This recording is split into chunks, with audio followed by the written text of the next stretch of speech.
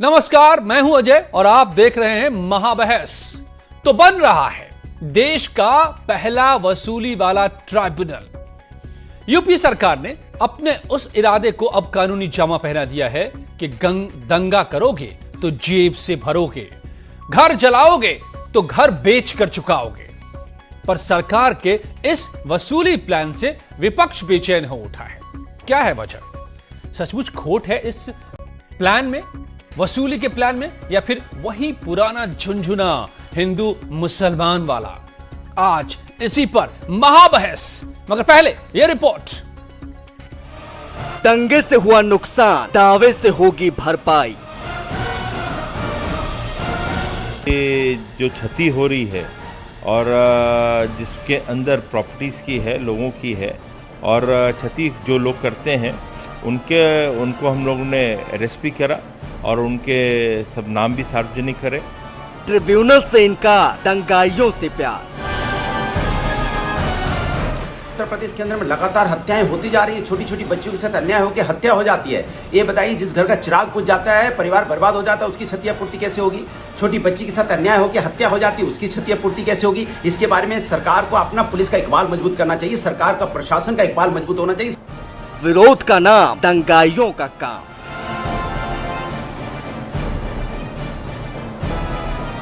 ये सरकार कोरोना काल में भी सिर्फ हिंदू और मुसलमान करके ध्रुवीकरण चाहती है, इसके अलावा कुछ नहीं। अब आपका नुकसान चुकाएंगे दंगाई। और ये योगी सरकार की एक तरह से तानाशाही है कि वो इस दौर में ज्यादा से ज्यादा लोगों को प्रताड़ित करना चाहती है, ज्यादा से ज्यादा लोगों को डराना चाहती है। ट्रिब्यूनल पर सियासी टक्कर।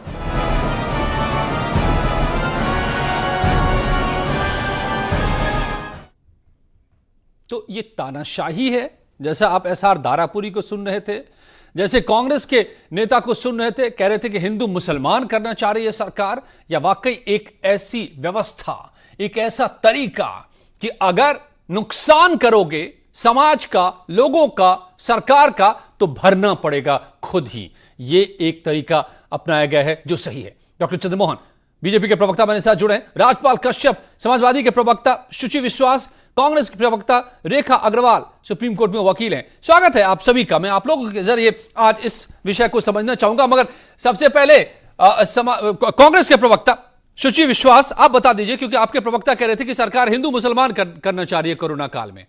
कैसे यह हिंदू मुसलमान हो गया? एक ट्राइब्यूनल का बनना हिंदू मुसलमान से क्या नाता हो गया इसका?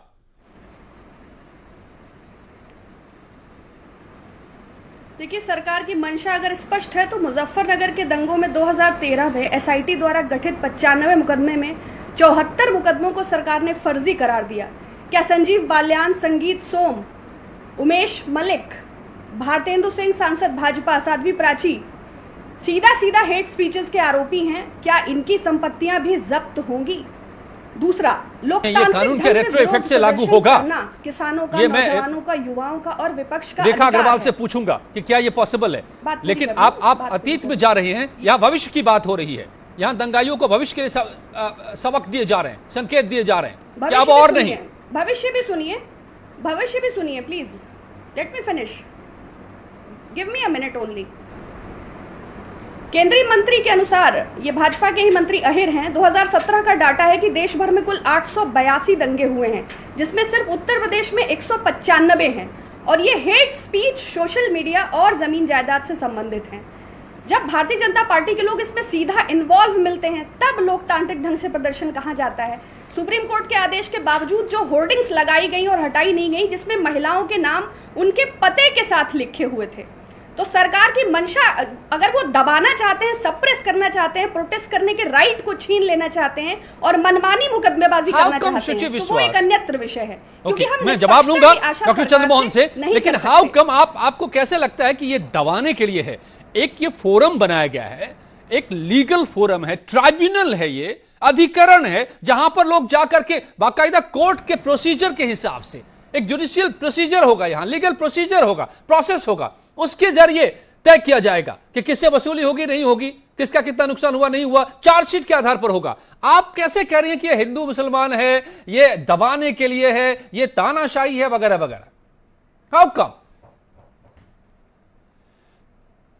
सरकार की मंशा के आधार पर धारा 144 लगाना हो या फिर सीए और एनआरसी से जुड़े प्रोटेस्ट रहे हो, चाहे अलीगढ़ रहा हो, चाहे मेरठ रहा हो, पश्चिमी उत्तर प्रदेश की तमाम स्थान रहे हो, चाहे कासगंज के दंगे रहे हो, सरकार की मंशा ध्रुवीकरण की राजनीति है। फॉसिस्ट ताकतें पावर में है। आप पास्ट को उठाकर देख लीजिए सरकार ने किस प्रकार दुरुपयोग किया है। तो जो सरकार की नीयत और मंशा है उस आधार पर हम भविष्य को देखकर समझ सकते हैं। मुझे लगता है आप फैक्चुअली आप नहीं बता रहे हैं। आप मंशा का कोई डेफिनेशन तो मुश्किल है ये करना, इसका जवाब देंगे खुद डॉक्टर चंद्रमोहन, लेकिन मैं उससे पहले राजपाल कश्यप आपको भी शामिल कर लेता हूं। मुझे लगता है समाजवादी पार्टी भी बेचैन है कि ये क्यों ये वसूली का ट्राइब्यूनल बन गया यूपी में, जिसका नकल पता नहीं, पोस्टर लगे तो वॉशिंगटन तक नकल हो गया, अब इसकी नकल कहां कहां तक होगी। आप क्यों बेचैन हैं? विपक्ष क्यों बेचैन है इससे? राजपाल कश्यप बताएं। अजय जी, समाजवादी पार्टी इस ट्रिब्यूनल जी, हाँ अजय जी, समाजवादी पार्टी इस ट्रिब्यूनल का विरोध करती है और ये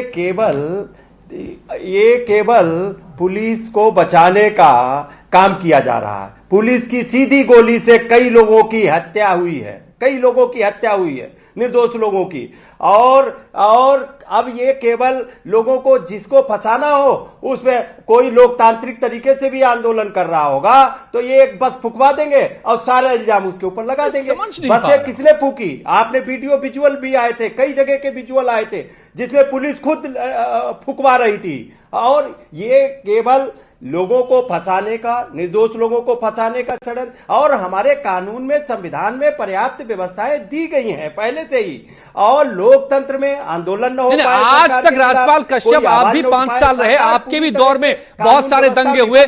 बीजेपी कहती है कि कांग्रेस काल में 30,000 दंगे हुए, किसी भी दंगे में कहीं से एक पाई की वसूली हुई हो दंगेबाजों से, आग लगाने वालों से, तो आप बता दीजिए आज तक वसूली हुई हो तो? आप भी सत्ता में रहे बार बार। देखिए नहीं, ये बीजेपी तो वसूली वाली सरकार ही है, जनता से वसूली करना चाहती है। दंगेबाजों से वसूली की बात हो रही है, क्या हो रहा? कोई ठेले वाला, कोई मोटरसाइकिल वाला, कोई बस वाला, कोई गाड़ी कार वाला बचा हो जिससे वसूली ना हो गई हो, इनकी पुलिस ना कर रही हो? आप बता दीजिए जितने। और मैं आपसे पूछता हूं कि ये जो आग लगी दिखाई दे रही है इन तस्वीरों में, देखिए गौर से, ये लखनऊ के परिवर्तन चौक की वो तस्वीरें हैं कि आग में जला डाला गया था प्लान्ड वे में। लोग आकर के पेट्रोल बम ला करके, पेट्रोल लाकर, केरोसिन लाकर, पत्थर लाकर आग लगा रहे थे। क्या उनसे वसूली नहीं होगी? क्या नहीं होनी चाहिए? क्या आप इनके साथ खड़े हैं? क्या मैं किसी उस व्यक्ति के साथ में नहीं खड़ा हूं जो आग लगाने वाला है। तो और किसकी बात हो रही है? इस ट्रिब्यूनल में किसकी बात हो रही है? गोली से हत्या की है तो उनके खिलाफ क्या कार्रवाई होगी? अगर कोई आंदोलन में पुलिस ने जो गोली से मारा है उनके खिलाफ क्या होगी? और अजय जी ये बताइए, ये केवल ध्यान हटाने के लिए किया गया? मैं पूछना चाहता हूं, इन्होंने तो एंटी रोमियो बनाया था, बताओ बहन बेटियां सुरक्षित हैं? एंटी रोमियो कहाँ गायब है? इन्होंने तो आरोग्य सेतु ऐप बनाई थी, वो आरोग्य सेतु में तो स्वास्थ्य मंत्री को भी नहीं बता पाया कि इनको कोरोना है, आपको ऐसा ठीक है। ये कानून मैं राजपाल कश्यप जी, मैं ये समझ नहीं पा रहा हूं कि मैं किस सवाल के साथ जाऊं। मैं सवाल तलाशना चाह रहा हूं आप लोगों से, शुचि विश्वास से और राजपाल कश्यप से मैं सवाल तलाशना चाह रहा हूं ताकि मैं जा पाऊं सत्ता पक्ष के पास कि आप लोगों का एतराज है किस बात पर। ये केवल ध्यान हटाने की, ये मेरा एतराज इस बात पे है कि पहले से ही संविधान में और कानून में सब व्यवस्थाएं हैं। दूसरी बात, ये केवल लोगों को षड्यंत्र में फंसाने के लिए, पुलिस को बचाने के लिए, संसद की जरूरत है ना, विधानसभा की कोई कानून की आज के बाद से देश में जरूरत ही नहीं है क्या? मैंने तो बताया आपको कि पहले नहीं होती थी वसूली हो रही है। देखिए अजय जी, 4.5 करोड़ की वसूली मेरे ख्याल से हो गई है, 2.5 करोड़ 3 करोड़ की, 4.5 करोड़ का नुकसान हुआ था लखनऊ में खाली।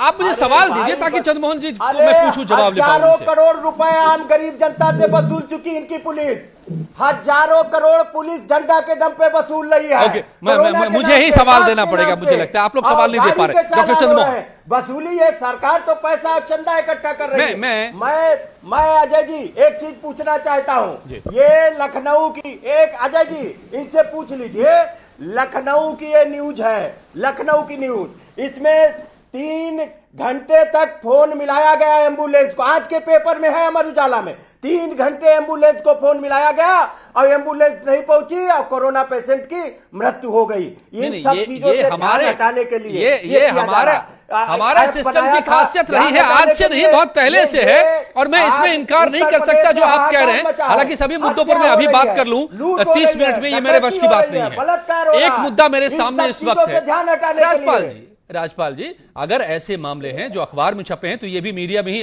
कहीं पर तस्वीर आई है और उसका संज्ञान संबंधित विभाग को लेना चाहिए और उस जगह पे लेना चाहिए। लेकिन मैं हर मुद्दे पर इसमें नहीं बहस कर सकता। मेरा मुद्दा इस वक्त सामने ये है कि क्या ये ट्राइब्यूनल में कोई खोट है या आप लोगों के हाथ में वो झुंझुना फिर से आ गया। डॉक्टर चंद्रमोहन, क्या आप लोग हिंदू मुसलमान कर रहे हैं? क्या आप डाइवर्ट करने के लिए एक के बाद दूसरे पैतरे अपना रहे हैं? देखिए अजय जी, इस ट्रिब्यूनल के गठन के बाद में मैं जोर दे के कहूंगा कि उत्तर प्रदेश में अजय जी की ओबी बहन को कोई देख नहीं पाएगा, घूर नहीं पाएगा, चलाना तो बहुत दूर की बात है। 3 पीढ़ियां याद रखेंगी, 3 पीढ़ियां याद रखेंगी कि बहुत हुआ। ये वो लोग हैं जिनसे आप सवाल लेना चाह रहे हैं, जो कहीं ना कहीं दंगाइयों के मददगार हैं, उनके पैरोकार हैं। इस प्रदेश की केवल एक पहचान रही है। मैं पश्चिम उत्तर प्रदेश से ही आता हूं अजय जी, आप जानते हैं कि बरेली में क्या हुआ कि दंगा हुआ, दुकानें लाइन से जला दी गई। आगरा में क्या हुआ, दुकानें लाइन से जला दी गई। अलीगढ़ में क्या हुआ, दुकानें जला दी गई। ये सामान्य घटनाएं थी, इसके अलावा कुछ नहीं था। महीनों महीनों कर्फ्यू इस प्रदेश में रहते थे, खेत की मेड़ तक दंगा पहुंचा। और क्या कह रही हैं सुची विश्वास जी कि उसका कौन करेगा? अखिलेश जी का पाप के लिए हम जिम्मेदार हैं। अरे राजपाल जी, कहां जी रहे हो आप? अब न्यू इंडिया के साथ में न्यू यूपी है, न्यू यूपी में ये नहीं चलेगा। आज अगर हमने कानून सम्मत नहीं किया होता तो जो बात माननीय अजय जी ने अंडरलाइन करके कहा, इज्जत नहीं सुरक्षित है, देश नहीं विदेश में इस बात की पोस्टर लगाने का काम हो रहा है। बौखलाओ मत, मैंने आपको सुना है, आपके चेहरे से नकाब उतरने दो। आज नकाब फिर बोल रहे हो आप राजपाल जी, फिर बोल रहे हो आप, सुन लीजिए। अरे नकाब तो आप दंगा मत करो, दंगाइयों के पैरोकार मत बनो, दंगा मत करो, दंगाइयों के पैरोकारी मत करो। राजपाल कश्यप जी, दंगाइयों में सबसे ज्यादा गांव गरीब किसान मजदूर की चिंता करो, उस व्यापारी की चिंता करो, क्योंकि समाजवादी पार्टी हमारा उपहास उड़ाती थी कि ये व्यापारियों की पार्टी है। हम व्यापारियों के पैरोकार हैं, हम मीडिया के पैरोकार हैं, हम मीडिया के पैरोकार हैं। हम ओबी बहन नहीं चलने देंगे, हम बस को नहीं चलने देंगे। हम सैफई कुनबे के नहीं है, उत्तर प्रदेश हम सैफई कुनबे के नहीं है जो बस में नहीं चलते। हम बस में चलते हैं, हमको पता है बस का दर्द क्या है, हमको पता है बस का दर्द क्या है। बस में जब आग लगती है उसका दर्द हमें पता है। ओबी बहन जलती है तो हमें पता है, आपको नहीं पता है। और आपको मैं स्पष्ट रूप से कहता हूँ, 3 पीढ़ी याद रखेंगी, 3 पीढ़ी, चिंता मत करो। अरे रुक जाओ राजपाल कश्यप जी, रुक जाओ जरा, उदाहरणों के साथ बात क्या करिए। मैं पूछना चाहता हूँ अजय जी, सार्वजनिक रूप से चौराहे पर खड़े होकर दंगाइयों ने बुलंदशहर में गाड़ी सौंपी थी कि नहीं सौंपी थी? मैं गवाह हूँ उन तस्वीरों का, मैं भी गवाह। लूट करवा रहे हो, डकैती करवा रहे हो, लखनऊ, लेकिन ये मेरठ में करवा रहे हो, कहीं ना कहीं दंगाइयों के पैरोकार हैं। आज कोरोना से लाखों लोग परेशान है, बेघर हो रहे हैं। अब आप केवल ध्यान I don't understand, मुझे नहीं समझ में आ रहा, मैं समझ नहीं पा रहा। कंधार तक छोड़ने बीजेपी गई थी, सरकारी प्लेन से कंधार तक छोड़ने गई थी, आतंकियों के साथ में कंधार तक गए थे, बीजेपी छोड़ने गई थी कंधार तक, आतंकवादियों को सरकारी प्लेन से छोड़ने गई थी। रुक जाइए। कंधार तक छोड़ने गए थे सरकारी प्लेन से, कंधार तक कौन आतंकवादियों को छोड़ने गया था? अरे कहां तक कंधार तक पहुंच गए? यूपी को हम संभाल लेते ना अभी। से छोड़ने गई थी आतंकवादियों को कंधार तक, बताओ ना कंधार तक कौन छोड़ने गया था? कंधार तक कौन गया था आतंकवादियों को लेके? बीजेपी सरकार लेके गई थी कंधार तक, सरकारी प्लेन से लेके गई थी आतंकवादियों को। सुन लीजिए। ओके ओके सर, कौन आतंकियों की? ओके ठीक है ठीक है ठीक है ठीक है ठीक है ओके। रेखा वरिष्ठ बीजेपी में वरिष्ठ अधिवक्ता सीनियर सुप्रीम कोर्ट लॉयर बैठी हुई है रेखा अग्रवाल, जरा उनसे समझिए आप हत्या करके आपने शुरुआत की थी, पहला दंगा तो आपने गांधी की हत्या की थी, प्लीज अलाउ मी। आरएसएस के लोगों ने हत्या की, गांधी की हत्या के लोग हैं। ओके ओके ठीक है, मैं समझ रहा हूँ। सबसे ज्यादा अपराधी बीजेपी में है, दंगाई है, लिस्ट उठा ली जाए। ठीक है ओके सर, ऑलराइट। आज मेरे पैनल में सर्वोच्च न्यायालय तो ये भी कह चुका है उत्तर प्रदेश में जंगल राज है। ओके सर्वोच्च न्यायालय ही कह चुका है राज्यपाल जी, डॉक्टर चंद्रमोहन प्लीज होल्ड रुक जाइए आप, मैं आप लोगों के पास दोबारा आता हूँ, दोबारा आऊंगा। I come back to you, I come back to you. Doctor Rajyapal, doctor Chandramohan, आप दोनों के पीछे डॉक्टर लगा हुआ है जनाब। आप लोग इतने पढ़े लिखे लोग हैं और फिर आप लोग इस तरह से, आप सुन तो लीजिए भाई, बात कर रहे हैं हम लोग, डेमोक्रेसी में बात करना बड़ा जरूरी है। आपको डाउट है, सरकार कॉन्फिडेंट है, तो क्या सही है? Rekha Agarwal senior supreme court lawyer. Rekha ji, आप I hope you must have gone through this, ये जो पूरा का पूरा बनाया जा रहा है ट्राइब्यूनल, मैंने जितनी बातें पढ़ी है, मोटी बातें मैं जनता के लिए भी, ऑडियंस के लिए भी बता देना चाहता हूं कि इस ट्राइब्यूनल में चार्जशीट के आधार पर कार्रवाई होगी। डिस्ट्रिक्ट जज जो रिटायर्ड होंगे वो इसके मुखिया होंगे। 3 महीने के भीतर क्लेम करना होगा जो भी नुकसान होता है, कभी भी किसी भी कहां कब हड़ताल के दौरान, बंद के दौरान, दंगों के दौरान, पब्लिक डिसऑर्डर, लोक अशांति के दौरान, तो आप इसका क्लेम कर सकते हैं इस ट्राइब्यूनल में जाकर के कि मेरी प्रॉपर्टी को फला व्यक्ति ने ये नुकसान पहुंचाया, मेरा इतना नुकसान हुआ, मुझे मेरी भरपाई हो। और फिर ट्राइब्यूनल में बाकायदा वहां पर सुनवाई होगी और अगर सही पाया गया तो भरपाई की जाएगी। क्या इज इट अ बायस्ड, क्या यह पक्षपातपूर्ण है? विपक्ष का आरोप है कि यह पक्षपातपूर्ण है, यह एक समुदाय को टारगेट करने के लिए किया जा रहा है, यह लोगों को दबाने के लिए किया जा रहा है। व्हाट डू यू से, what's your take? Ajay ji मेरे बाकी जो पैनलिस्ट हैं उन सबकी बात भी सुनी और मेरे को ये लगता है कि मुद्दे से सब भटक रहे हैं। मुद्दा हिंदू मुसलमान का या कौन सरकार का नहीं कि हम बीजेपी की बात कर रहे हैं या बीएसपी की बात कर रहे हैं या एसपी की बात कर रहे हैं। बहुत सिंपल स्पष्ट शब्दों के अंदर ये कोई नई बात नहीं है। 1984 के अंदर ये कानून बन गया था कि अगर कोई भी सरकारी प्रॉपर्टी का कोई नुकसान पहुंचाता है, कोई व्यक्ति पहुंचाता है, तो सरकार उस व्यक्ति के खिलाफ धारा 425 इंडियन पीनल कोड के तहत केस रजिस्टर कर सकती है, 5 साल की सजा तक हो सकती है। 1984 के बाद बहुत समय निकल चुका, बहुत हमारे देश के अंदर हम देख रहे हैं कि डेवलपमेंट्स हो रही हैं, जो जैसे कहते हैं ना कि बात हाथ से निकलती जा रही है। आज एक फ्रीडम ऑफ स्पीच का जो एक अधिकार हमारे संविधान में हर भारतीय को मिला हो, हिंदू को भी मिला और मुसलमान को भी मिला हुआ है, हर धर्म के व्यक्ति को मिला हुआ है वो फ्रीडम ऑफ स्पीच का अधिकार, यानी कि आप अपने दिल की बात स्पष्ट तरीके से बोल सकते हैं। परंतु आप अगर अपनी बात व्यक्त करते हैं, अपनी दिल की बात, अपने ख्यालों को व्यक्त करते हैं, आप कानून को हाथ में नहीं ले सकते हैं। अपने अधिकार को जतलाते हुए आप किसी और के अधिकार का खनन नहीं कर सकते हैं। यानी कि फ्रीडम ऑफ स्पीच के नाम के ऊपर आप सरकारी प्रॉपर्टी या किसी और प्राइवेट व्यक्ति की भी जो प्रॉपर्टी है उसको आप खराब नहीं कर सकते, उसको जला नहीं सकते, उसको तोड़ फोड़ नहीं कर सकते, उसमें लूट नहीं कर सकते हैं। जिस तरीके से हमने देखा कि सीए के दौरान जब प्रोटेस्ट हुई थी, प्रोटेस्ट करना हर भारतीय का अधिकार है, आप प्रोटेस्ट करिए, आपका संवैधानिक अधिकार है, पर उस प्रोटेस्ट को आप असंवैधानिक तरीके से करेंगे तो सरकार जो है वो मूक दर्शक की तरह नहीं बैठ सकती। इतनी नपुंसक नहीं हो गई सरकार, और ना ही हमारा जो कानून है इतना नपुंसक नहीं है। अगर कोई गलत काम करता है तो उसके जो नेसेसरी कॉन्सिक्वेंसेस होंगे वो फॉलो करेंगे। जैसे मैंने अभी कहा कि 1984 के अंदर ये कानून बन गया था, और आज जब ये ऑर्डिनेंस, ये अधिनियम जो प्रोमलगेट हुआ है उत्तर प्रदेश के अंदर, जो मेरठ और लखनऊ के अंदर बैठेगा, उसको जो पावर्स मिली हुई हैं इस कानून के तहत एक्शन लेने के लिए वो बिल्कुल संवैधानिक तरीके से दी गई। और इसके अंदर जो जैसे मैंने कहा कि सरकारी प्रॉपर्टी का कोई नुकसान करता है, जो व्यक्ति नुकसान करता है उसको उसकी भरपाई करनी पड़ेगी। और ऐसा नहीं कि आपके ऊपर केस फाइल कर दिया गया और आपने कहा कि आपको चार्जशीट कर दिया गया कि आपने ये सरकारी प्रॉपर्टी को नष्ट किया, आप आके या किसी और की निजी संपत्ति को आपने हनन किया है, आप आके इतना फाइन दीजिए या उसकी भरपाई करें, ऐसा नहीं है। चार्जशीट होगी, असंवैधानिक तरीके से नहीं है, ये कोई तानाशाही नहीं कर रही है, कोई तुगलक की फरमान नहीं है कि फलाने व्यक्ति ने ये प्रॉपर्टी को खराब कर दिया तो इतने लाखों रुपए वो उसके भरपाई के दर दे।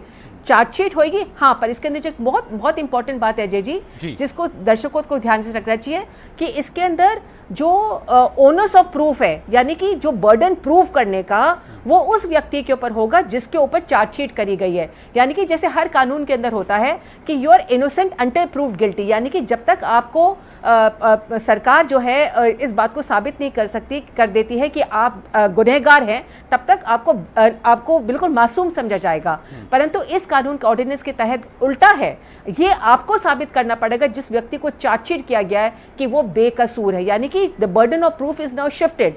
तो अगर आप बर्डन ऑफ प्रूफ को अगर आप डिस्चार्ज कर देते हैं कि आप गिल्टी नहीं है, आपने किसी भी प्रॉपर्टी की किसी की भी संपत्ति को नुकसान नहीं पहुंचाया है, तो ठीक है, ट्रिब्यूनल आपके ऊपर फाइन नहीं लगाएगी और आपको छोड़ दिया जाएगा। आपको अपने आप को बचाव करने का पूरा अधिकार दिया जाएगा। ये आपको राइट टू डिफेंड योरसेल्फ, ये भी आपका एक संवैधानिक अधिकार है। तो मुझे नहीं लगता कि जो इस तरीके से आपके पैनल के अंदर जो बात बहस हो रही है कि सरकार जो है इसको कुछ मैलिफाइड उद्देश्य के साथ में इस ट्रिब्यूनल का गठन किया गया है, हमको एक ब्रॉडर पर्सपेक्टिव में देखना चाहिए। ये जो डिस्कशन है ये किसी राज्य से संबंधित नहीं है, पूरे देश के लिए। आखिर उत्तर प्रदेश भी पूरे भारत का एक राज्य है। उत्तर प्रदेश संविधान से अलग नहीं है, कॉन्स्टिट्यूशन ऑफ इंडिया हर राज्य के ऊपर अप्लाई करती है। तो इसको ब्रॉडर पर्सपेक्टिव के अंदर देखना चाहिए।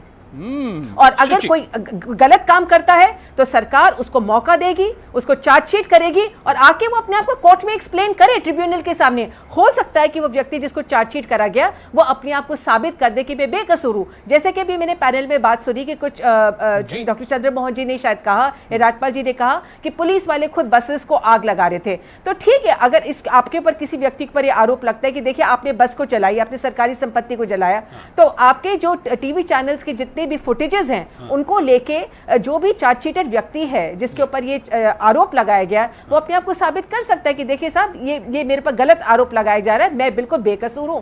तो मुझे नहीं लगता कि जितना आज ये डर बैठ गया लोगों के अंदर या हम एक ही तरह से जा रहे हैं, अरे तो हिंदू धर्म और मुसलमानों को अलग अलग करने की बात है, ये जिसको मैं कहता हूं कि इसको बिल्कुल हम कुएं की मेंढक की तरह देख रहे हैं। इसको हमको बड़े पर्सपेक्टिव बहुत बड़ा है, नीले गगन के नीचे बैठे हैं, बनाने की कोशिश हो रही है। अपने देश के बारे में सोचना चाहिए, सिर्फ राजनीतिक एंगल से ना देखें। एब्सोल्युटली। शुचि विश्वास, now I'll come to you with the question। Lucknow क्या जो पैटर्न मैंने देखा था, बाकायदा परमिशन थी इस बात की कि आप प्रोटेस्ट करने आए, परमिशन लिया गया था और दिया गया था। राजपाल यादव जी लोगों ने भी उस दिन प्रोटेस्ट के लिए मांगा था, उनकी पार्टी ने भी, कांग्रेस ने भी कॉल किया था। मगर उस प्रोटेस्ट के दौरान जो कुछ हुआ उसकी कल्पना कोई नहीं कर सकता था। मैं यहीं से बैठकर पूरे दिन लाइव कर रहा था, एक फुटेज हमारे सामने आ रहे थे और मैं चीख कर कह रहा था कि ये अराजकता पैदा करने वाले लोग कौन हैं, कैसे इतनी अराजकता पैदा कर पाए ये लोग। बड़ी प्लानिंग थी पीछे, गोरिल्ला वॉर जैसी प्लानिंग थी, बड़े लोग आए थे, बड़े दूर से आए थे, बाद में बड़ा खुलासा हुआ, बड़े संगठनों के नाम आए सामने। Same pattern in Delhi, same pattern in Bengaluru, एक ही पैटर्न सभी जगह पर है। तो कुछ लोग अगर देश को, कानून को बंधक बनाएंगे प्लानिंग के साथ प्रोटेस्ट के नाम पर, तो क्या आप उनको इजाजत देंगे? शुचि विश्वास पहले आप, फिर राजपाल कश्यप, क्या आप उनको करने देंगे या कानून से उनको बांधेंगे? देखिए, कानून से उनको सबक देंगे? यस। देखिए, अराजकता को किसी भी रूप में स्वीकार नहीं करना चाहिए, चाहे वो दिल्ली के दंगे हो। कपिल मिश्रा जी प्रमाणित भी हो जाते हैं मगर वाई श्रेणी की सुरक्षा मिलती है। कपिल के बजाय अगर कफील साहब को देखें तो नेशनल सिक्योरिटी एक्ट लगा के 3 महीने का एक्सटेंशन मिलता है और वो जो कंपनी ब्लैकलिस्टेड थी उसे दोबारा ऑक्सीजन सप्लाई का ठेका मिलता है। जैसा कि अभी सम्मानित प्रवक्ता ने संवैधानिक अधिकार की बात कही, मैं बिगिनिंग से कह रही हूँ, सरकार की मंशा क्या वर्तमान में संवैधानिक और लोकतांत्रिक अधिकारों का मूल बचा है? जो लोग जनादेश प्राप्त सरकारों को गिना रहे हैं, लोकतांत्रिक मर्यादाओं को छिन्न नहीं कर रहे हैं, खुली विधायकों की खरीद फरोख्त कर रहे हैं, हमारे पास हर चीज के लिए अदालतें हैं, हम हर मुद्दे पर इस पर बात नहीं कर सकते। सुची जी, अब हमारे पास अभी यह है कि दावा ट्राइब्यूनल, अदालतें हैं, दावा अधिकरण, लेकिन क्लेम ट्राइब्यूनल बनाया गया है यूपी में। दंगाइयों से वसूली होगी, दंगा करोगे तो भरोगे, पाई वसूला जाएगा। What's wrong in that? क्या गलत है इसमें? क्यों एतराज आप लोगों को? 74 मुकदमों की आख्या मांगी गई, सुनिए 94 मुकदमे फर्जी बताए गए, 74 आख्या मांग के वापस ले लिए गए। हेट स्पीचेस के प्रूफ भी थे, वीडियो फुटेज भी थे, सारी चीजें उपलब्ध थी। एसआईटी की जांच के बाद आए, फिर भी कोई कार्यवाही नहीं हुई। न संगीत सोम के ऊपर अकेले 7 मुकदमे, doctor Chandramohan please reply. Balyan साहब पर तो सरकार की मंशा को आपको पहले देखना चाहिए। जो सरकार गुंडा एक्ट नहीं अप्लाई कर पा रही है, गैंगस्टर एक्ट नहीं अप्लाई कर पा रही है, यूपी कोका लेकर आई, वो सरकार इसका दुरुपयोग ही करेगी। सुची जी सुन लीजिए, सुची जी सुन लीजिए, बेंगलुरु का भी जिक्र है, और बेंगलुरु का भी इसमें जिक्र है। और अभी जो अधिवक्ता यहाँ मौजूद हैं, उन्होंने सारी बातों को समझाया है, समझना चाहिए, लेकिन नहीं आप समझेंगी, क्योंकि कांग्रेस की जिद है। वो राफेल भी नहीं समझती है, पीएम केयर भी नहीं समझती है। कांग्रेस की जिद है, जिद्दी पार्टी है, राहुल जी जैसा युवराज उनके पास है, वो जिद करेंगे। बेंगलुरु में जो हुआ वो सबने देखा, वो बीजेपी का विधायक नहीं था, कांग्रेस के विधायक थे, और उस विधायक पर हमला हुआ। क्या कर रही है कांग्रेस? किस तरीके से सारी चीजें हुई। बेंगलुरु जिसकी पहचान हमारे पूरे भारत में एक विशिष्ट पहचान वाला शहर है बेंगलुरु, उसके बाद में वहां पर क्या हुआ, और उसके बावजूद भी आप क्या कर रहे हो? तो देखिए सबके सामने है। और उस समय अगर ये कानून रहा होता, मैं तो दूसरा कह रहा हूं कि मुजफ्फरनगर में दंगा ही नहीं होता। अगर ये कानून होता तो कोई दंगा नहीं होगा, ये दंगा ना होने की गारंटी है। ये देखिए, दंगा करना ये आंदोलन नहीं है, हम भी आंदोलन की पैदा हैं।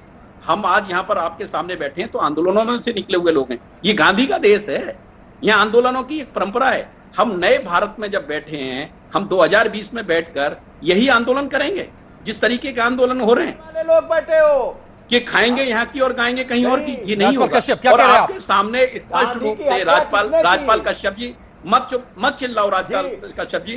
अजय जी ने एकदम साफ साफ कहा है, ये गांधी की हत्या करने वाले लोग आईना दिखाया है। दूसरी बात, उत्तर प्रदेश में अरे देखो गृह मंत्री, अरे भाई देश के गृह मंत्री ने में बोलना है, पार्लियामेंट में रिपोर्ट रखी है। आप यही बोलिए, आप यही बोलिए, देश के गृह मंत्री संघर्ष के प्रतीक है। वो अखिलेश यादव नहीं है जो बाप के बेटे होने के कारण शपथ करेंगे। किया गया वो अखिलेश यादव नहीं है भैया, तरीके का जंगलराज उत्तर प्रदेश में है, बहन बेटियों की इज्जत लूटी जा रही है, जी की सरकार के द्वारा उसकी भरपाई कौन करेगा? उन्होंने जी की सरकार के प्रताड़ना को झेला है, उसकी वो तो भरपाई कौन सारी। करेगा? और आज सर्वोच्च, आप अगर गांधी जी के विषय में, आप अगर मानिए गृह मंत्री जी के विषय में कोई टिप्पणी करते हैं, इसका मतलब साफ है आपके पास बोलने को कुछ नहीं है। आप भारत के संविधान को, भारत के कानून को, न्यायपालिका का झगड़ा खत्म नहीं होने वाला है। रेखा अग्रवाल जी, मैं एक आखिरी सवाल, मेरे पास समय अब बहुत कम है, कुछ सेकंड्स बचे हुए हैं। I want a final message.